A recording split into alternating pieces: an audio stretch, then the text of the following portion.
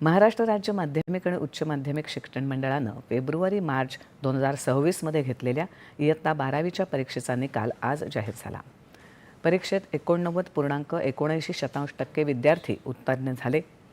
राज्य मंडळाचे अध्यक्ष त्रिगुण कुलकर्णी यांनी पत्रकार परिषदेत निकाल जाहीर केला.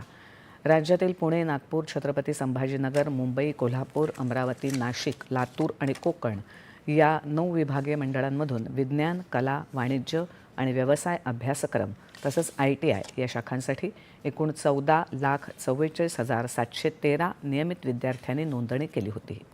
त्यापैकी 14,33,058 विद्यार्थी प्रविष्ट झाले.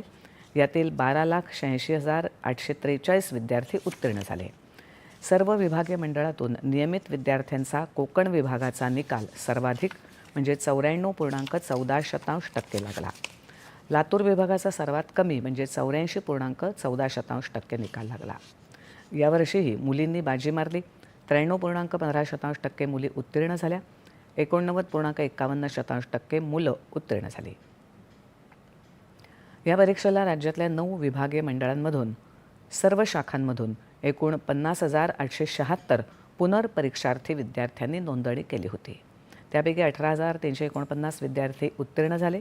त्यांची एकूण निकालाची टक्केवारी 36.44% आहे. अधिकृत संकेतस्थळावर हा निकाल पाहता येणार आहे.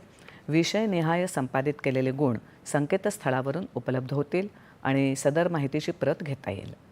त्याचप्रमाणे डिजिलॉकर ॲपमध्ये डिजिटल गुणपत्रिका संग्रहित करून ठेवण्याची सोय उपलब्ध करून देण्यात आली आहे.